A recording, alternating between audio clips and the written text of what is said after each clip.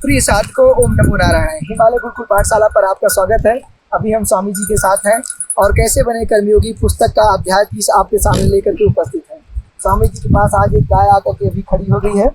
तो ये जो अध्याय 30 है, इसका विषय है चित्रगुप्त, जो कि आप एक पात्र है जो स्वर्ग में चित्रगुप्त लेखा जोखा करते हैं, उन्हीं के बारे में है। उसके बारे में स्वामी जी लिखते हैं, गरुड़ पुराण में कहा गया है कि चित्रगुप्त नामक एक देवता है जो जीव के भले बुरे कर्म का विवरण हर समय लिखते रहते हैं। जब जीव मरकर यमलोक में जाता है तो वहाँ लेखा पेश किया जाता है और उसी के आधार पर शुभ कर्म के लिए स्वर्ग और अशुभ कर्म के लिए नरक प्रदान किया जाता है। इस कथन को एक काल्पनिक मान लेने पर भी आधुनिक शोधों ने खोज निकाला है कि जो भी भले या बुरे कर्म किए जाते हैं उनका सूक्ष्म चित्रण अंतः चेतना में अंकित होता रहता है। इसी प्रकार गुप्त रूप से मन के भीतर कर्म का चित्र धीरे धीरे जमा होते जाता है, तो हम इस प्रक्रिया को चित्रगुप्त कह सकते हैं। हम मान सकते हैं कि मन के भीतर एक सूक्ष्म कैमरा मौजूद है जिसकी सहायता से कर्म के एक एक चित्र लिपिबद्ध होते रहते हैं।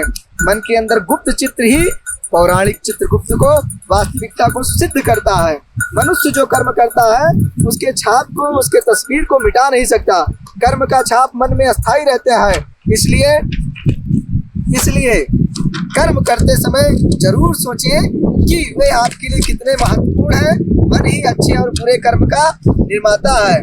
सभी शारीरिक, मानसिक, वाचिक कर्म पहले मन में उत्पन्न होते हैं और मन ही कर्म का मुखिया है। जब मनुष्य निर्मल मन से कार्य करता है तब सुख मिलता है, जब विकृत मन से कार्य करता है तब दुख उसके पीछे पीछे आता है। इसलिए मन से बड़ा कुछ नहीं।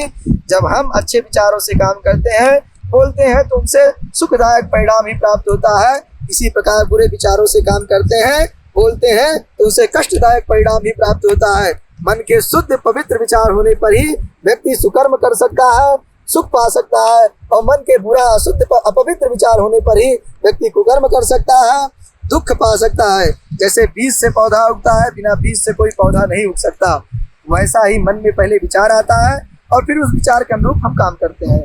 विचार कर्म का बीज है, उनके अनुरूप कर्म पौधा है और उस कर्म रूपी पौधा से उत्पन्न सुख और दुख, मीठी और कड़वी फल है। फल कैसा होगा, वाह आपने कैसे बीज बोए थे, इस पर निर्भर करता है। हर रोज 5 इंद्रियों से एकत्र हुए तत्वों द्वारा हमारे सचेतन मन में निरंतर भावात्मक उतार चढ़ाव चलते रहते हैं, जिसके कारण हम बेवजह हमेशा चिंता में रहते हैं। कर्म हमारे मन में अस्थायी छाप छोड़ते हैं, जिससे हमारे प्रवृत्ति, संस्कार, आदतों को जन्म मिलता है, जो हमारे स्वभाव से चरित्र का निर्माण करते हैं। इसलिए कर्म करते समय सतर्क एवं सावधान रहें। धन्यवाद। ओम नमो नारायण।